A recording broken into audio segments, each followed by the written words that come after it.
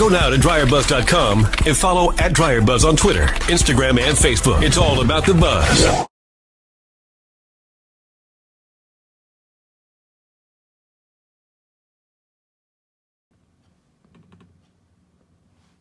Hey guys, welcome in to another week of Leading Women Weekly. I am Dryerbuzz. I'm Angela Stallcup. And you should know us by now because we're everywhere. Okay? Yes. We just went live on all your devices. So if you do like us, do as we do and do as we say. Go to one of our channels if you are seeing this or hearing this. I need to come up. Okay. If you're seeing this or hearing this, then what you need to do is to like it, share it, give us a follow. And if you have to move it over, that's fine. So what we're going to do is go and try and find out where we are live. And you see, you got your on Periscope. Yep. She's going to shout out some Periscope people. Yep. I'm going to shout out the Facebook people, viewers and followers, if I can get to it, and I see it, and I'm scrolling, there it is. All right. And I think I need to get started watch party over on Leading Women Weekly. So we have M. Sully Durson 4. I hope I said that right. Welcome. Right. Please try not to confuse us with the screen name. All right. So and now we're live on Leading Women Weekly. So we'll be watching some of the comments, guys. That's a nice shot. We could tilt it just a little bit so that's fine. That's fine. I'm cool with it. All right. Today's show is produced by Petty Betty. Petty Betty Productions. And, of course, we are at the studio called Eyelash Her. This is where everybody comes get the lashes, the makeup, and all those personal, professional services. Mm-hmm. And so you guys, am I still on? You're still on, I think. That's me. Okay. And you guys know Angela and I, of course, we chit-chat all week at what's going on with the world. And then we come in and we pick a couple of topics to kind of toss around, let everybody kind of expound on how they feel, because we can't get it all in a tweet. And some of our comments turn into books. Exactly. It's like once we're trying to release. So two things I know we want to talk about, and you guys can throw out some things as well. We want to talk about the bullying issue that happened this week over a young man who has dwarfism. Little people. I seem to have a singular opinion about this situation. I have not yet found anyone, including Angela, but she didn't get all that's going on in my head. We're going to get it today. So we're going to talk about what I think about that. And then also Elizabeth Warren, this whole thing about slaying the Goliath. We got to figure out who's the Goliath in this, right? Because we're not even there yet to even think about talking about Trump. So we're going to talk about that. But as you can tell, I need something to drink. I make a lemonade, and everybody has been talking about trying the lemonade, and it looks like I'm gonna give you all the ice. Yay! Mills Connection joined on Periscope. Yeah, you're gonna get to see us do some. So, Dryerbuzz. I was gonna spike the lemonade. It was vetoed. So we are just drinking regular lemonade. So not by me. Let's just say it was not vetoed by me. Everybody around the world wants to know how my lemonade tastes. So. Hopefully it's good. All right. Go ahead. Here we go. We got a cheers. Cheers. Oh, it's very good. It's very good. Is it really? You're not just saying it because you're my friend. No, and I would say it was good even if it wasn't. Now, tell me, what do you taste? No, I taste some sort of herbiness to it. Do you put basil in it? Well, there's some mint in there. Yeah. You taste the raspberry? Yes, I'm tasting berries. Mm-hmm. And then, of course, the lemon. Yeah, and the lemon, which is interesting because it's lemon, but it's not over lemon. You know, right? It's like it's not lemon. And that's what I tell people. The other fruit takes over. Mm-hmm. It's surprisingly that the other fruit really takes over. They really seem like they complement each other. Like and then you have like the after. I'm getting into this. The after notes of flavor. Yeah, and then it's really like you said. The after note is. And this is not too sweet. No, absolutely not. No, okay. And I don't like super sweet anything. So that I know it's got a little bit of a tartness. I'm impressed. I made this batch last night. I made this batch last night, and of course, this is usually my mommy carafe, so I usually have this one spiked. But now the big picture is spiked, so I need to let my family know not to Be careful of that one. But tell them what your secret is. If you don't follow the kitchen with Dryer Buzz, this is a very controversial beverage. It is, and the difference is I don't just squeeze the lemon and go straight from lemon juice. I actually steep it on the stove, which is why everybody is talking about, like, how do you not squeeze the lemon? There's no need to. And I went and learned the word for the zest style that I use, which are channels. You cut, because you're literally cutting a channel through the lemon and taking that zest and putting that in there. So it's actually, I kind of deconstruct the lemon. Right. I know and I used to get so mad when chefs talk about technique of what, I'm like, it's a sliced lemon. Like, it's really not. Deconstructed lemonade. It's a deconstructed lemon. I undo what God has done to the lemon. Strike me. But no, I deconstruct the lemon. Yeah. I take the zest off. I throw away the pith, which is the white part. Which is the bitter part. Bitter part. So you get rid of that.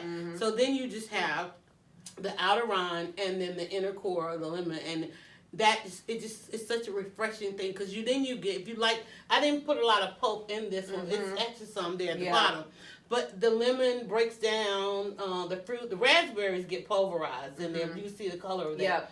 Last week we did for February we did strawberry, because strawberries were everywhere because of Valentine's Day. But I'm trying to do an Irish one. And unfortunately, when you look up Irish lemonade, it's really all about the alcohol. It's liquor. Right. It's Bailey's. It's like it's Bailey's. Right. Irish so lemonade. I'm trying to think of a green fruit, and of course, you first go to mind is kiwi. But everybody's saying they have a reaction to kiwi. Interesting. I've never. And I know that's one of those star fruit. Okay. Yeah. And so some others, and I know you got grapes.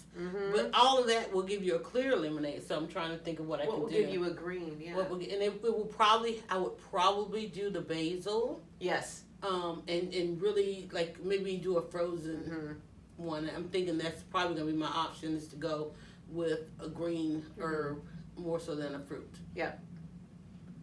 And shout out to Our Coffee House. They are known for basil lemonade. And I really, they probably just stated like, no, don't do it. Don't touch our lemonade. Okay, so that's why we are sipping on the lemonade today. And now let's get into it. Leading Women Weekly. How did Angela and I, one, become leading women? One, we live long enough. Exactly. We have lived long enough. We've saw enough. We have worked with very passionately. For those of you watching on Periscope and around, we are actually live right now from a little city outside of Atlanta. We're technically outside the perimeter. And we have been at the table for many issues. Angela, you were talking about throwing your hat and rings back in the fire. You were looking for something. You said when we ended last week. Yeah. You said you were looking for something to put your energy in. Yeah. You've thought about that more? No, and there's always 100 things to put my energy into, but in particular with the election this year. Right. The census. Yes, and so I was one of the things I settled on to say, where does it seem like it could be effective? Because you look at so many things and get frustrated. Is the census, because this is something that is going to cover us for the next 10 years. And so participation in the census, and I mean, right now, anybody who followed the controversy around the census, there was a lot of mistrust. Exactly. And already people have a general mistrust of the government, and I'm going to say rightly so, right?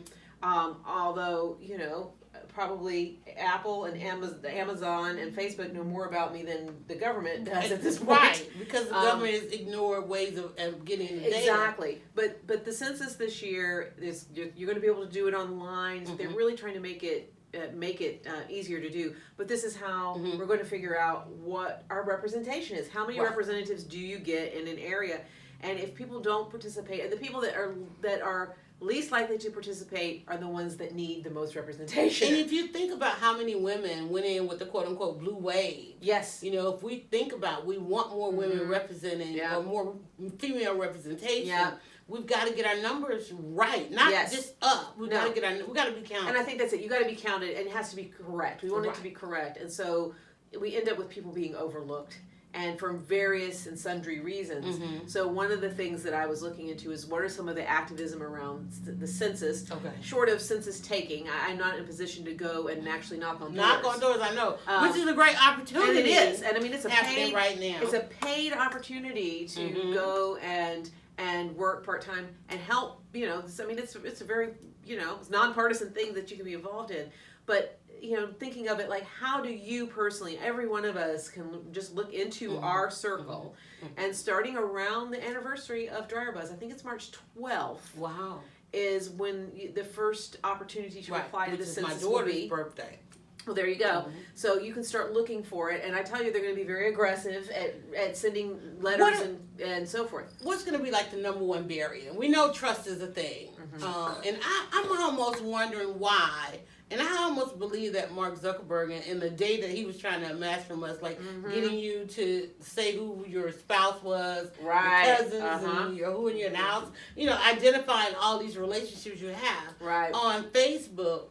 And I mean, and we know he wants to amass all the data of the world. And I almost wonder if he was trying to get that, which is why I think he probably caught the government's attention. And he has done a number of, I think 2 or 3 hearings now. He's had to go to the Capitol and answer questions.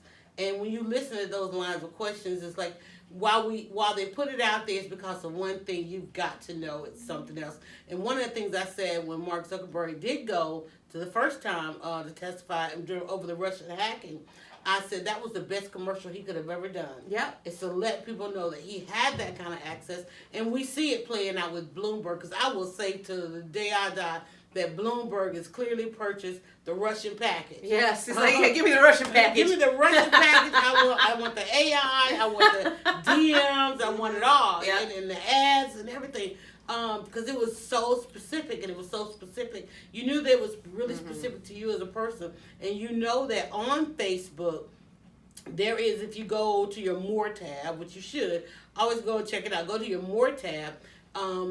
There is information on there based on how you are registered to vote. And they know if you are registered to vote. They do. And they know pretty much if you went to vote. Exactly. Because those are things that are purchased, that are for sale through the government as far as data. You can buy that information. And because I'm starting to get those notifications. Hey, let everybody know you're registered. But I'm like, okay, how do you know I'm registered?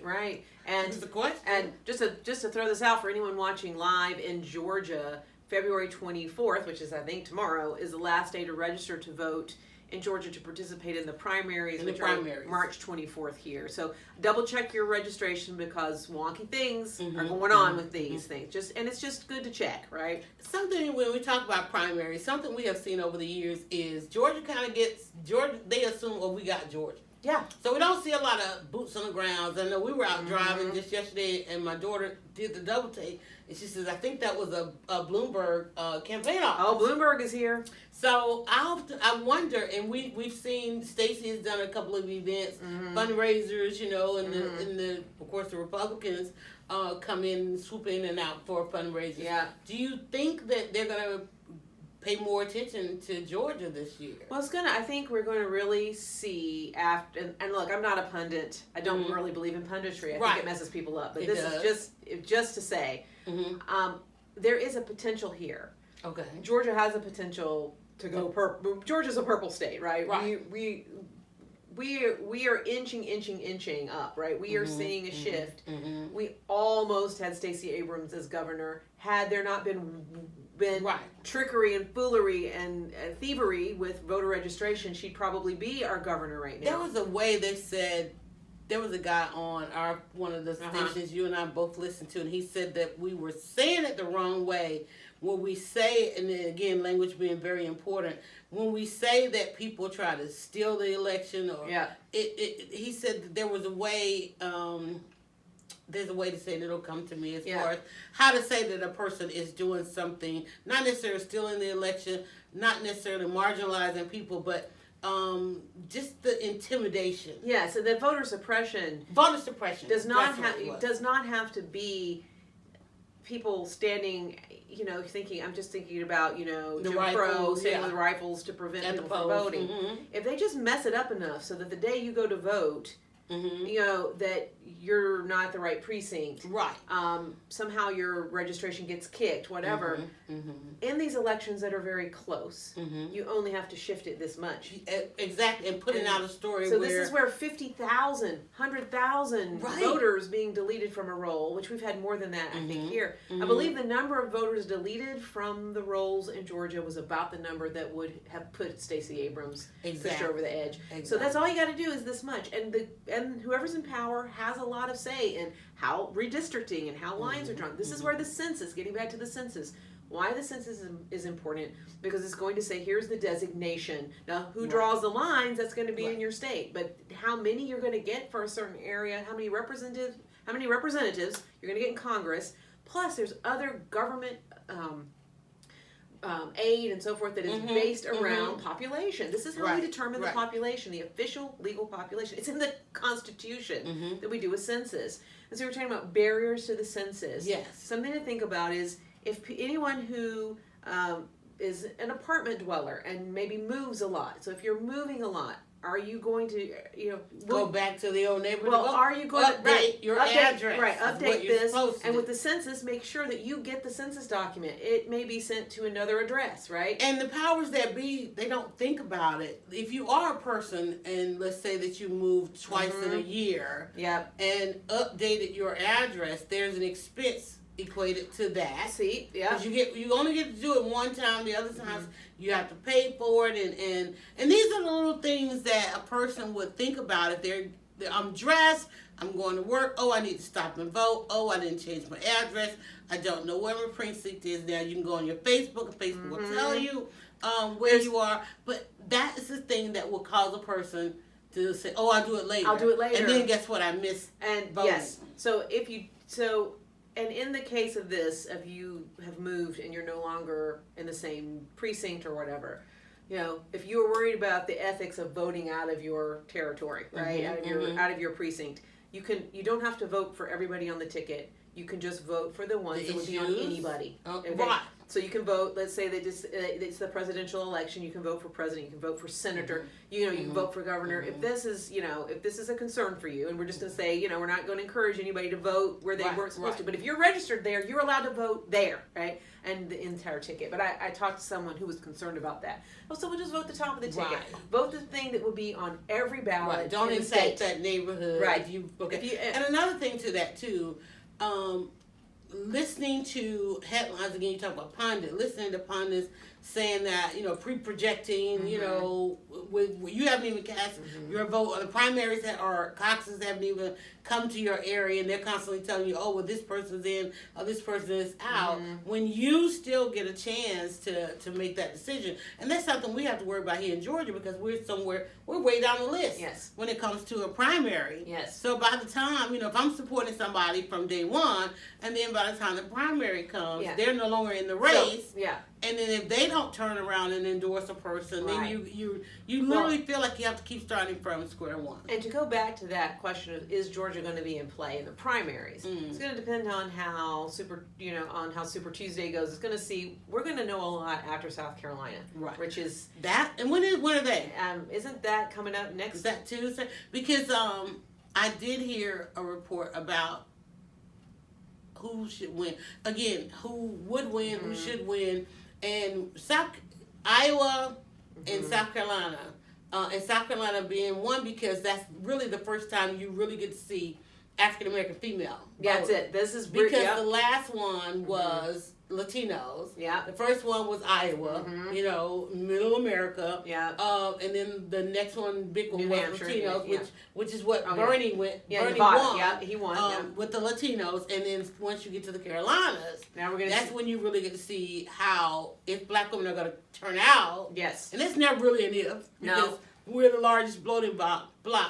But when they turn out, who are they going to turn out for? Because there are a lot of people that have assumed we are with them, and that's when they really find out. Absolutely, and this is where when you start looking at the primary system, it's absolutely a flawed system because there are certain groups that really are deciding. Because, like I say, by the time it gets to us, people will be on our ballot, right? But they may not even be in play anymore. And so I'm not exactly. going to talk about how do we, how do we, what do we do with that? That's a whole nother thing too, because you got people going in voting for people on the ballot who are no longer even in the race. So those are lost votes. But remember, I think this is something. Well, we're on our time to move to the next topic. Yeah. Okay. Just something that's critically important about voting in the primary, even if you feel like your candidate of choice is no longer in there.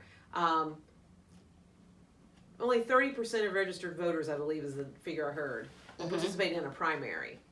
Your candidates get chosen in those primaries. So even if you go vote for president in the main election, if you didn't participate in the primary, you've missed a big opportunity. Right. And so just, it does sometimes feel like your vote doesn't count. Does the census count? Do these things count? It does. It all counts. One little bit does. Over time, drip, drip, drip.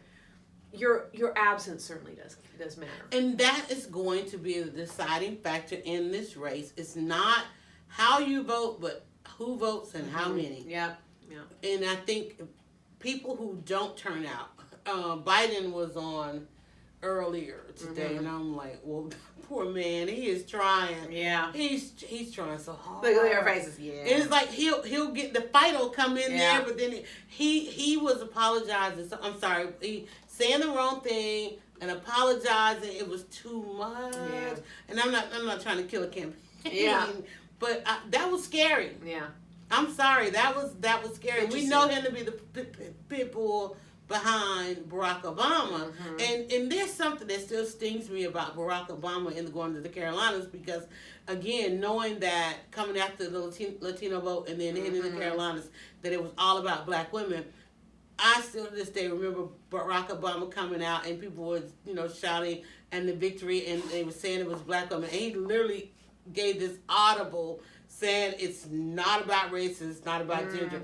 And we were like, no, we did that. We did that. Yeah. And then you go, but he has learned not to do that. Yeah. All right, so going on to the next one. So you can see Angela's very passionate about the census and what's coming on with that.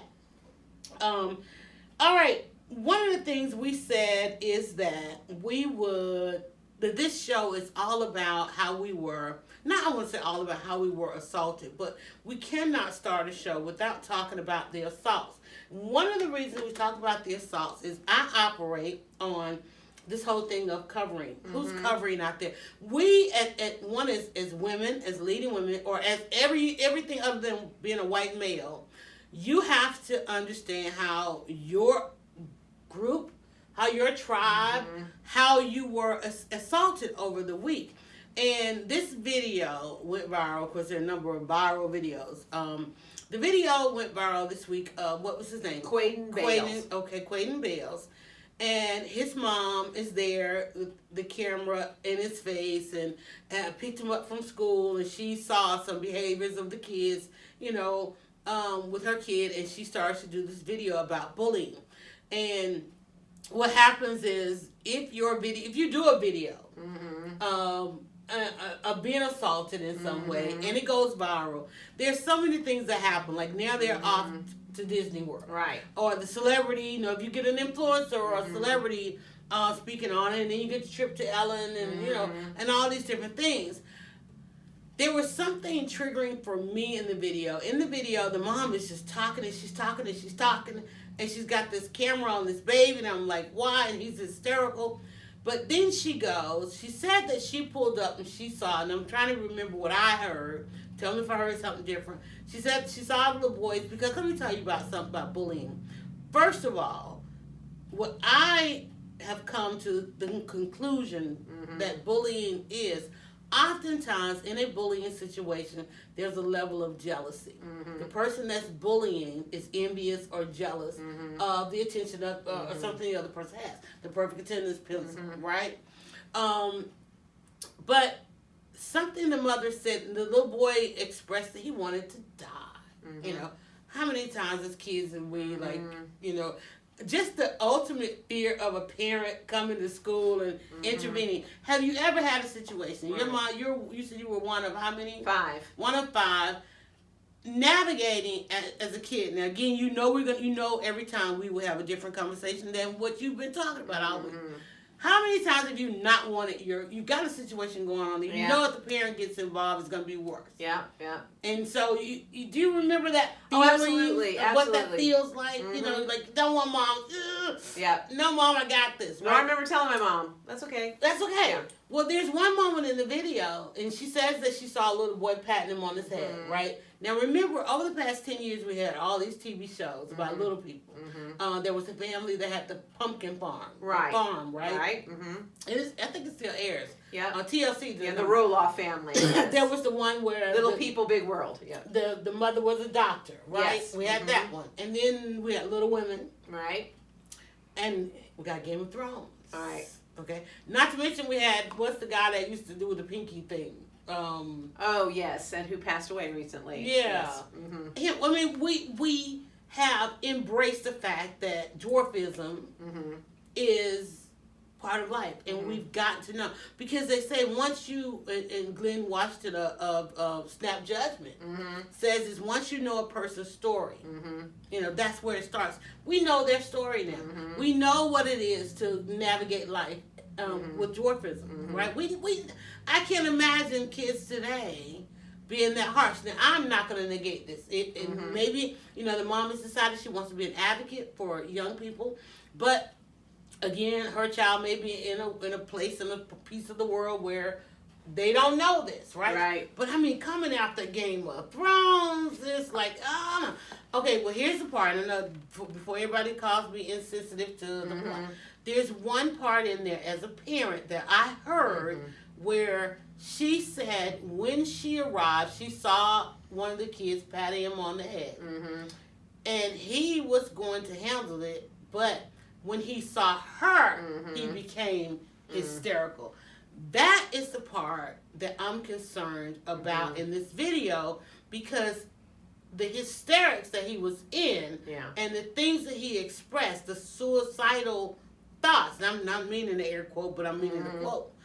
She said he was having suicidal thoughts. She's dealing with this. I think it is aided by her reaction. And how many times have we said that parents are just doing too much live on social media? Is this a new form of, and we'll get some where we need to go with this, but I feel like it's a new form of Munchausen syndrome, which is a fictitious disorder, meaning there's a parent making a child sick, you know, for attention. And it may be a stretch, or it could just simply be a question. This is my question from this. Before I react, 'cause you know me, I like to wait 3 days. I need more information. Mom, was he hysterical? Because knowing that, mom just saw that, she's going to go live, she's going to post, it's going to be all out, this camera going to be in my... I don't know what he was reacting to. Yeah, and I think that's a very legitimate point, which I had not thought of. I had not thought of that at all. I mean, honestly, kids will bully anybody, right? And I was listening to an interview with Claire Danes, you know, who is, you know, in her 40s now, and she's talking about that when she was in middle school, she was bullied. This little blonde, pretty girl who, you know, and it's like, well, what were you bullied over? And she said, well, I was very smart. And she said, I had what I called ooh ooh ooh. She said, I like to raise my hand and participate. And she said, basically, kids in her little, she went to school in New York City, like, you know, in a chic, posh part of New York City. She had I heard this on the radio, right? Yeah, and it's like, and they were bullying her because she was smart and because she was precocious, and I think... And she had a lineage. Yes, and she was... Exactly. What was her lineage? Yeah, her grandfather was some sort of architect that helped build Yale or something. But anyway, she said, you know, when she started working as an actress, she said, I just was like, I'm not going back. So I just thought, when I thought about that, was like, oh my gosh, anybody can be bullied. So this little kid could certainly be bullied. Right. There's no question. And anything that makes you not be like everybody else can become the target. So I'm certainly not going to suggest. I mean, I think probably more awareness around little people and the issues of you know, and the health issues related to that. But this kid has been on TV since he was a little kid, right? Since he was a baby, really. His mom has participated. And you just said it's on TV. Yes, so she's participated in multiple interviews over the years. So you know, because one of the first pushbacks on this was that it's fake, that he wasn't really 9, right? And it's like, no, he's 9 because she's basically been doing interviews. So she's had a platform around awareness. She was right. a part of a docuseries. He's also part Aborigine, so he's Aboriginal as well. So he would be considered a person of color in Australia. He's been in a documentary right. about Aboriginal peoples. So I mean, he has some, we were talking about Pink Perfect attendance pencils like Taylor. He's been on television, he's been on social media. His life is being documented. So you gotta wonder, like, where would a recent episode, right? Why recently would he be? So Oh, she did say because there was a new kid. Right, and so, but my thought is, to your point, and even with Taylor, who I love, I'm always very nervous about the parents right. that are putting their kids on Instagram, Facebook, whatever, and the kids can't consent to it. I mean, even if they're participating and they want to, you just think about when you go, again, gosh, when you get to be a teenager and you look at the pictures of yourself as a kid, and you're like, Mom, quit showing those pictures, right? There's going to come a point where they may really push back on basically being made media stars. And they are like Claire Danes. Claire Danes was acting at 12, right? We're asking these kids to be reality stars as little children. They're like child actors. And they're kind of born into it, because I have a girlfriend, soap maker. Her daughter knows nothing but the fact that they live stream. Right. And thinks that all kids live stream. I think there is a fine line there. I'm not going to say don't put your kids on in videos and don't let them participate. But to your point, I think that to take a child who is hysterical and to film them and not stop and put them on, say, look at what you've done to my child. I get the. And it just seemed to go on and right. on. Well, and I get on. the sense that you're like, I want the world to see how my baby's suffering. I can understand that. Right. But let's take a step back and say that child deserves some privacy. Right. And and then there was a whole nother round of kickback bullying. Of saying it brought out that it was fake and they're fake and she's just using this for money and that he's not really 9, and I thought, wow, now you've opened him up to even more bullying. But again, like we had with the other cases, is the people that are responding to just that clip. Yeah, they don't know the background. Well, that's it. And I had to go to find out the background. In fact, since we said we were going to talk about it, I said I need to make sure. I just want to look at this whole story and see what I can find. Which I knew she would, because I do. And and to say, okay, let's look and see where this is. Within the scope of it, it doesn't seem out of bounds. But that particular moment, you do have to say, when you know that your kid can be monetized, is that not a factor at some because point? if you think about her video was posted, now everybody has downloaded and uploaded and getting views and getting money off of it. The young lady, they took down their accounts. She took the video down and they took down their accounts because they were getting so much. I think this is an interesting piece of it. Wow. And that's what triggered. Then a bunch of fake accounts got started. And these are the ones that they're saying that here's his 18th birthday and all this kind of thing, and because they took down their accounts, so then people are trying to say he's 18. That it was fake. Oh yeah, no, there's a whole thing that he's 18, that he's not really 9, and I was like, what? And so this is why I had to go back and look. He's 9. He's been on television since he's 15 months old, right? I mean, it's like there's no. We know that his age. We know that he, again, his mother has participated in media. This is not the first time. This is not unusual. He's had very serious health issues. This kind of dwarfism requires a lot of surgery. So she's posted pictures of him after surgery. Certainly could understand that kids would make fun of that. So this part rings true, right? Just how this moment was handled, but they pulled it. And so by pulling that content, they opened up this big question mark now that it was fake. And so this is because I was like, why are we suddenly saying it's fake? And I was like, boy, these trolls, were they after them that bad? It's like, no, she pulled their stuff because they were getting so much. I can imagine. And I believe it's probably started from them saying, this is fake, this is fake, this is fake. Right. But as soon as she took it down, then there were fake accounts created. I just want to.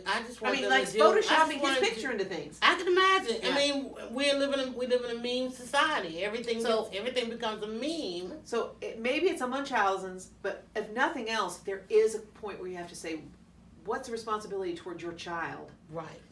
Because to protect at what your point child. do you put down the camera and embrace the Yeah. child? Because I mean, like you said, not everybody's No, going to go and back say- and do all the research. Again, this is the thing we said. People are seeing somebody getting attacked, and they're all filming Stop and do instead of something. somebody Right. going in and saying, "Let's." And that was my you know. problem was what she did Yeah. was no different than anything No, else we're seeing. it's like watching. And that's yeah. the part that Yeah. everybody is afraid of right Yeah. now. That we've gotten to that people will watch people drown. People, Yep. people are out there literally watching people and filming people Yeah. dying. Yeah. And to see this young man going through this when he should have been embraced. Exactly, when his at mom that time. and should have taken him away from there, you know. And that was my thing. I was It's like, man, don't are they let still him in the have- schoolyard? yeah. Are they still in the school Exactly, parking lot? wherever is to take him to a place of safety and make him feel comfortable and safe. Safety. Yeah, That my concern became Mhm. for his safety, just by the simple fact Yeah. that she said he became hysterical when he saw her Yeah. and knew how she would react. yeah, That is a cause for concern. yeah. And that's why I'm concerned about this. The young lady that's playing on Broadway in the Tina Turner show. Remember, I mean, she started out as a viral video, singing Patti LaBelle songs. Right. She got to do the rounds of talk shows and got a chance to meet Patti LaBelle. Right. And Patti LaBelle was interested in conversation to her. And Patti LaBelle was saying, "Man, it's got to be special." She was like, "No, because she gets bullied. Yeah. Because I'm talented. I no longer have because this viral thing happened. I no longer have any friends. You know, I can't go to my regular school." And Patty was like, "Don't you worry about them." It was like, you can't say that to a child because that's what they know their normal life to be. But now, of course, she doesn't have to go to school because she's been cast. She's now on Broadway. Right, and this is where how many child actors do we hear about having a great story and a great experience, right? And so what you're doing is you're setting your kid up to be basically have the experience of a child actor, but oftentimes without any of the structure of an agent, of a manager, to manage finances and so forth. And so, you know, and again, you put your kid out there for, you know, a trip to Disney and a trip to Ellen or whatever, that's great, but you know, but again, there's no and not saying that the parents are doing that, but what we notice the intended audiences it's back think to it, that that's the path. Yeah. Like even with the young lady that did the dance, the renegade dance. You know, Yeah. people are like, "Oh my God, I hope she gets to go on Ellen." I'm like, how about we as a society just stop again? Stop, like we said last week. Stop hurting people to the point that is the redemption. That the redemption is Ellen. All my sensibilities have been destroyed. Now I get to sit on Ellen and she gets to hand me a prize. Right. It's like that's not how. That's not how and it's it's interesting. thing. Ellen does the reparations for internet. It's like she handles reparations for internet bullying. Perfect way, You know, to say that. Okay, but they go on Ellen, and we never get to see what happens with the bully. Right. We never get to see how it's absolutely resolved. I mean, let me tell you, I'm an only child. I've got many, many things.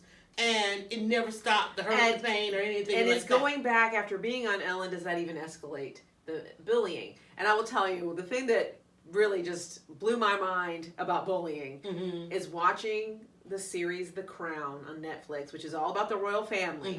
And Prince Charles, future King of England, got bullied when he was in school so badly that he begged to not be sent to this horrible boys' school, right? And I'm like, you're gonna bully You the mean, future wait a minute. king? He has an experience to which he could speak on his daughter-in-law. Exactly, and I'm like, yeah. Anyway, his whole life could speak to that, but Right. I look, I'm not a big royal, And I think I'm he not a has. big Prince Charles fan. But I was like, oh my God, that poor thing. And so I'm like, if the future king of England can get bullied at fancy school, any kid can get bullied, and and in fact, the more they're out there, it can even contribute to more bullying. So I just think, again, hopefully all these kids have parents who are paying attention. So in lieu Like of the fact that they don't have parents paying attention and catching on to this, is like I don't know. It's like maybe some org could come about. I mean, just like we ended up. I just honestly think that this is driving a new Munchausen syndrome, not just in parents wanting attention over the kids. And I'm not saying that this is the case with that. I'm saying that because it is now part of media and it's public, it could drive people to think, and already, if I go ahead and film this, it already has. I'm going to get reparations and redemption and all those kinds of things. We've already got true Munchausen stuff happening, so why wouldn't it, right? Of people saying my kid has cancer, and they shave their head, and they do videos, and they tell the kid they have cancer. Entire lives. And they do GoFundMes and so forth. Mm-hmm, so, I mean, this is a thing. I agree with you, again, with this concept of spectrums. It's just one step. So do we stop Ellen? Right. That's not the way to resolve this. No. But it's like again. What is the resolve? Mm-hmm. And because it's actually going to have to, at this point, would come down to the self-control of the parent. Self-control. And there's a system in place. And again, the other thing is, as we as consumers of content can say we're not going to look at it. So like I did not watch the video. That's another. And guys, this is you did not. I didn't watch the whole video either. And I was like, I'm not going to watch this child in hysterics. I didn't even like to look at the screenshot of it. And that's another thing I don't understand. And really, I looked at it. It was like I saw the story like basically unfolding over. It's like every time I would go on to Twitter, which is too much. Which is where we saw this. Yes, not on Twitter. Of late. First. This kid is getting, Hugh Jackman sending him a message and and whatever. I'm like, oh, that's nice. Then it's like, oh, it's a fake. It's all a fake. And so that's trending. And then I'm like, really? But again, I'm not looking into it. And then it's like, no, it's not a fake. And I was like, okay, I'm going to at least take a look at this because this is, I thought for us, this is in our wheelhouse of what goes wrong. It is. Now, just imagine if Taylor's mom had behaved in such a way. Exactly. She certainly seems to have an idea of how to handle it. And like if Taylor was crying hysterically, she probably would not have said, "Okay, baby, put it on camera." I'm assuming that she would have said, "Let's get calm." And before we move on, I mean, I'll ask you, what do you think are some healthy ways? Like you said, the mother, she's done it through traditional media. She's done it online. Yeah. What would have been, and I think it's okay to put a snippet out there, or maybe that whole going live, or even just recording. And the sad part is if it wasn't live, but just recording and then you uploading, because in there is time to think. Well, that's it. And let's talk about this back to our theme of assault. Yes. So if the kid's being bullied, that's an assault. But if you as the parent put them in a position to be open to further bullying or expose them, do not protect their privacy or dignity, it is in effect a type of assault. And I'm not, to his mom, I don't know the full circumstances. I think about it, as I'm just saying, think about what you're doing. Your words and actions can be an assault without punching fist or shooting somebody, whatever. Right. It's like, are you assaulting them with the camera? Is the camera invasive?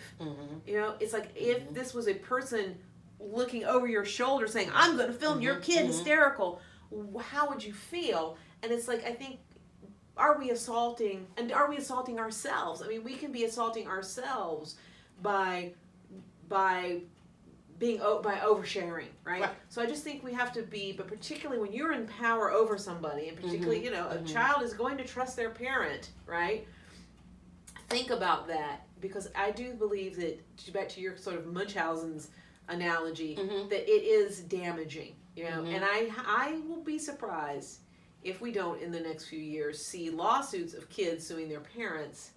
Could be. For that would depend. Viral. That would depend. I mean, we hear enough. We're in Atlanta. We hear enough attorney commercials. Yeah. Can you imagine? Yeah. I could imagine. Did your parents abuse your image on social media? Exactly.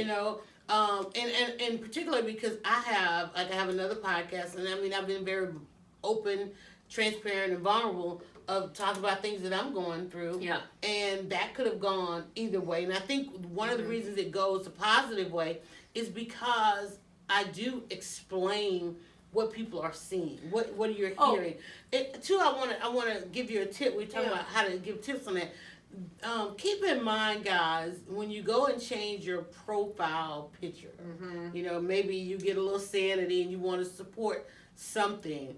But if you've got comments out there, like say for instance, these particular topics, they cycle back through, and now you've got, the beautiful granddaughter, the grandbaby, or the kids or the youth groups. When you change that profile picture and you've got other content that's out there, let's say some of these celebrities that, they're getting these amazing opportunities and people going back and finding their racist tweets or sexist tweets and all that kind of stuff. And somebody goes and pull your tweet or embeds your tweet or plaster it on the news story. And there you are with your new cute profile pic. Your profile pic it changes every piece of content that you have out there. Yep. So if you had the whatever profile pic you had 20 years ago, if you were on, and you had that kind of content on there, now something good is happening. Right. Guess what? When they go to pull that this, that, and the other, that profile pic, every time you change it, changes through all of your content because it's how the page is built that you are looking at. Right. And I want to get into coding and all that kind of stuff. But when you change your profile pic, it changes through every piece of content, tweet, Facebook post, all that you have out there. So that's why you should set it and forget it, stick it, and just don't keep changing your profile pic. That's a very good piece of advice. I remember there was a news person that went rogue. And at the time they went rogue, and it was some sexist. It was deemed either anti-Semitic or sexist, and they had a picture of their nephew as the profile pic. So because what happens is you get angered. Right. Okay, you're angered at this, and you attach that emotion to that profile picture, and it wasn't even of the person; it was of their nephew. So now that it's plastered all over the news and all over this stuff. It's a picture of that baby. That's fantastic advice. So make sure, just be careful with that. Yes, and I think again, especially with children or somebody you don't have their permission, right? And you come from the old school, with an emphasis not on old, but doing photography, where you had to have people sign a release, right? We used to have, if you were going to do some ethics. If you were going to do any kind of photography, video, whatever, and you were going to publish it, everybody whose face you could see, they had to sign off. And this is why you would see things where people were blurred out or whatever because they didn't have their permission. But now, when we, the individual, we're actually, making our own shows, making our own stuff. I still cringe at that, Think about, do you have the permission of that person even to share their image? And then, like you say, in what context is it being shared and what will it be connected with? Probably, you say, the nephew of this person would not have agreed. Oh my God. Or his parents would not have agreed. So just, again, like you say, just a little common sense. Right. Because, even though they went on to change their profile pic, if somebody screenshot, we live in a screen capture world, No, that's it. So it's still out there, even though that person is now, a young adult. But still, you got to understand the emotions that are, when we see that young man, he may go on to have better days, but his hysterics are embedded in everybody. And again, that goes back to what we've often talked about, the intended audience. She's been an advocate for bullying and having her intended audience. Right. But then when it went viral, beyond that audience, and that's why they are facing those kinds of attacks. Where are we on time? And we got a few more minutes. Everybody that's listening in there, I was like, we got so many great people on Periscope, and I cannot shout them out. I know. I just bumped myself off. And I've got a couple. Everybody's on Periscope except me, so let me get back on there. And gosh, I lost every bit of it. You just lost. I lost everything. Anyway, thanks everybody. And I saw someone whose screen name started GUNE, I think, who's inviting people. So thank you. We want to thank you for that. And so the last thing I think we want to just talk a little bit about again this Goliath. Who's see? I don't see Trump as the Goliath yet.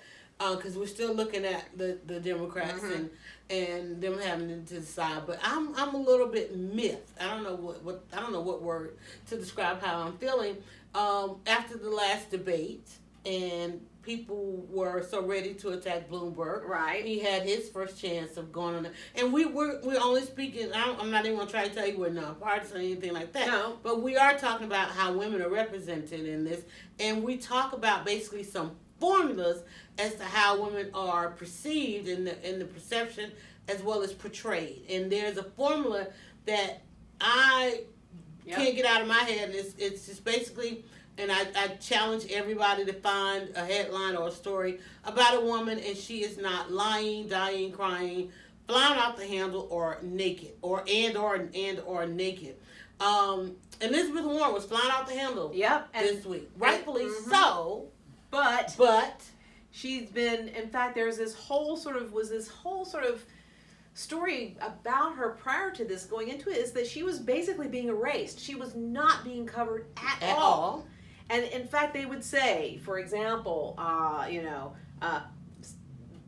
Iowa, Buttigieg was first, Sanders was second, Biden was fourth. Why did we skip third? I mean, like, literally, it was like, why would you skip third? Right? It's like they were invisible. No mention. And like right before the debate, it was Michael Harriot at The Root wrote an article called "Elizabeth Warren Exists," and it's like, yes. And so, but how has she been in the debates? Right. She's smart. Right. She's well spoken. She's got a plan. She's passionate, but she's not overly, she's run multiple times, just like the men. She's not, she's not attacking in the sense of, she's not, she doesn't look like Bernie Sanders with his hair flying all over and screaming. And Sanders people Bernie bros do not come for me, right? Or do. Whatever. No, you didn't. Whatever. But I'm like, you've got hashtag Ask Angela. You got Biden, who's, he's angry. Warren is like, yes, I'm concerned. In fact, she is the epitome of control and professionalism. And this person. I thought she was wilding out. But go ahead. Then, right. They were basically said to her, Liz, light them up. Do or die.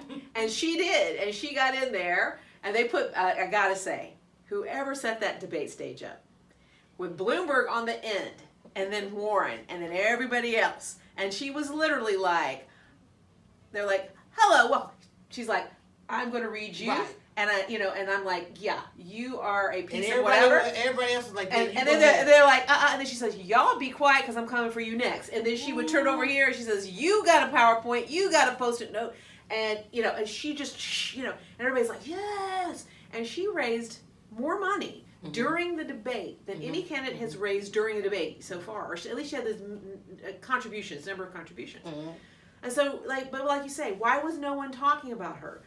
The only way they got that she got anybody talking about her was she flew off the handle. Yeah. And she did she did it in a controlled way. But it was not until she did one of your group, one of your five to get in the headline. And do you ever hear about Amy Klobuchar? Was it Klobuchar? I can't believe I can't say her name. The one thing that comes up about her over and over again is there's the story that she threw a binder at a staffer, and that she was on a plane and she yelled about not having a fork, and she made somebody give her a comb. She made her give her a comb to eat. She ate with a comb. And I'm like, I shouldn't repeat this story, but anyway, it's like, so basically it's like, well, Amy Klobuchar is a bitch, right? And this, I'm like, yeah, that's all the rest of the stuff, right? Right. Bernie Sanders is throwing binders. Joe Biden is throwing binders. I can't even imagine Joe's behavior and I don't know, just he may based not. on the behavior we see on screen. Because even this morning, there is something that, and I won't even say it lies dormant, because he was interviewed today by a woman, and let me just tell you, he's not the friendliest to women. And this is what I'm saying. He is not friendly. I felt like any minute he was going to hit her off with a babe. Because he condescending. He is. Condescension is exactly it. And I'm like, he will not allow her to rise up to his level for nothing. I mean, this man, and see, Biden. I knew he was needed for Obama. I cannot get with him, and I'm not saying politically, because like I said, I'm like everybody else. Hell, whoever gets the nomination, it's like, wait, okay, we got to get ready to go. So, but he has such, like I said, condescending to her. But here's where Biden lost me way long time ago. At the end of the hearing with, give me her name, because I just lost it. Rice. No. Condoleezza. No. No. Oh my God! I can't believe I can't take my black card. Yes, I can't believe I can't think of her name. The hearing. The Clarence Thomas. Right. Oh my God. Anita Hill. I can't believe I thought that was a white move. Biden lost. That was a white move. Long enough. No, I couldn't think of it either. I said, I'll take my black card. Biden lost me here. At the end of the Anita Hill, one of the days, and I don't know, it might have been the first day or whatever, Biden, he moderated that thing. He was in charge. And Anita Hill, at the end of the day, everybody got ready to go, and he said, I just want to thank you for, putting yourself through this. And he goes, who's here with you? And she said, well, my family is outside. They were locked out. They didn't make it in. And when you don't recognize when a black woman is in a room and she didn't have her allies, I got a problem with that. Yeah. I'm like, man, you are in charge of these proceedings, and you see this black woman sitting here, and there's nobody around, nobody else in here look like her, and then you're gonna ask at the end, where's your family? Yeah, it's where's like, this is not, because my peers at least know when I'm in a room with my peers, and I knew then. Not only is there something there with that, but there's something there with women, and that's gonna be his issue. If this campaign comes down to you got to depend on the female vote, the black woman vote, it's gonna be an issue. And I think this is and we're going to wrap up. There was a lot of things there. There were a couple things that happened just in the last day, which is really focusing on attacking black women who are involved, where Democrats are attacking black women, and it's like. There is still, there's still no respectability to the fact that we rock the boat. Right, and there is still no true respect for that power. Only want to call it up when it's needed. Only want to say what needs to be said to get the vote. And don't even want to hear from us now. I think the reckoning is coming, and I think that we're seeing the reckoning being that black women are like, we're just not going to go along with whatever the party is telling us we gotta do. I think they figured it out when Trump got elected. That's exactly it. And I think since Trump, because it wasn't so much that we voted for Trump, as in there, even though both candidates, if you want to look at Stacey, if you want to look at Hillary, even though both candidates, you say, well, they won the popular vote, it still comes down to, but in what state? Exactly. But in what territory?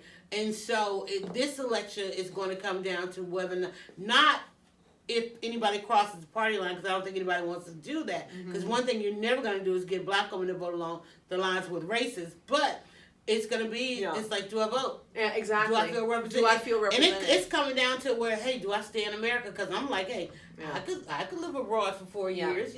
And people do that in this country. They're like, oh, so-and-so got elected. Let's head to Mexico, Canada, all these different places.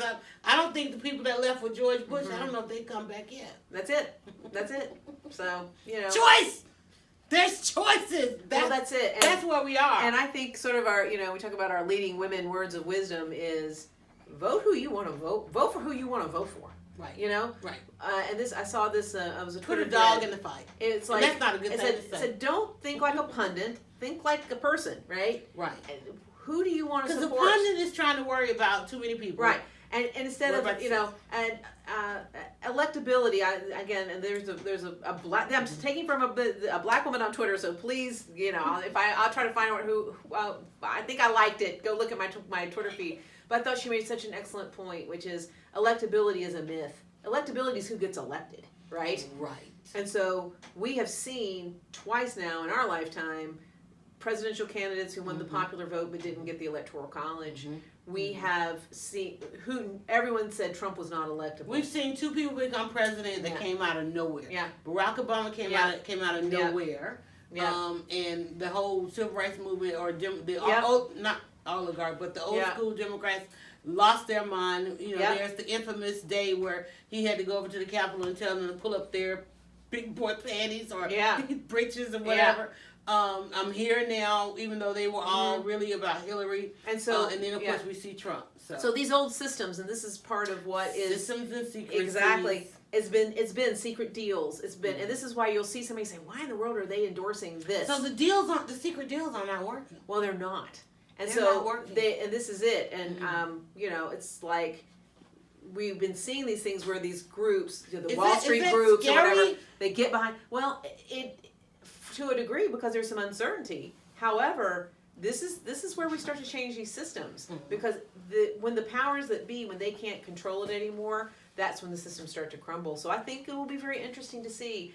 Vote for the candidate that you feel strongly about because I don't think there's any way to predict right now where we're headed. Right. And the last question, though, we talked about Elizabeth. Do you think that she was able to capitalize off of that, and in the fact that we had an immediate Bernie win? Yeah. And do you think how well do you think she's going to do in the Carolinas with women? Right. Well, with leading women. They're saying, we're going to see from early voting because early voting numbers. There's a lot of places that are early voting. Some of these reports on early voting have ticked up for Warren. I think at the end of the day, though, how many people watch debates? How many people are even engaging? And the debates are floating all over the place. How many people are watching social media? Like we're on Twitter. 10% of the population is on Twitter, so that's not So it's hot on Twitter. This morning, I heard that Bernie's base only votes into a tune of 20%. So they're really watching. That was getting pundit talk. It's 4 more years since the last one. We don't know. I do say it when you look at who Bernie Sanders was running with last time. It's entirely different. Somewhat different. And so people are probably more influenced by television ads. Radio, so forth, and this is where that was a scary thing. Those Bloomberg ads.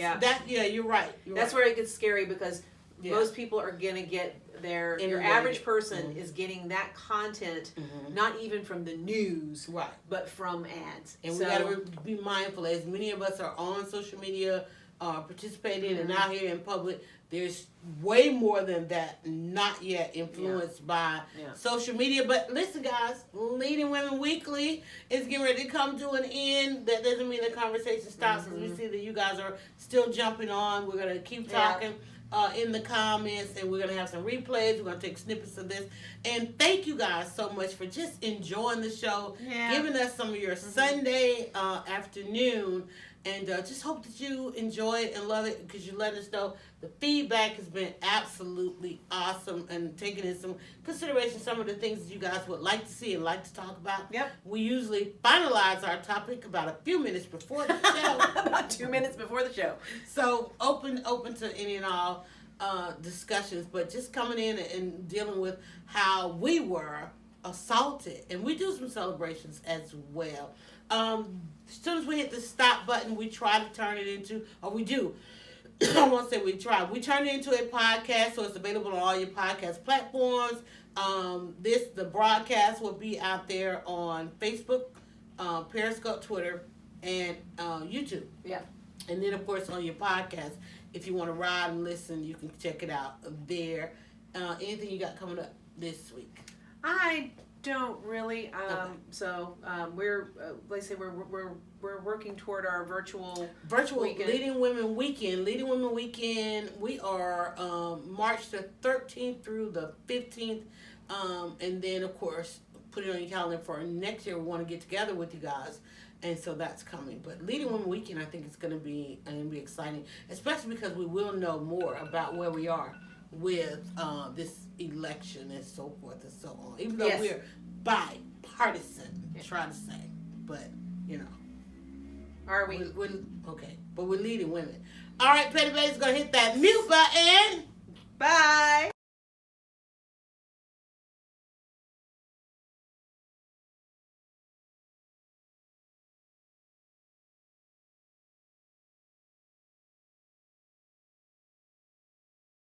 Go now to dryerbuzz.com and follow @dryerbuzz on Twitter, Instagram, and Facebook. It's all about the buzz.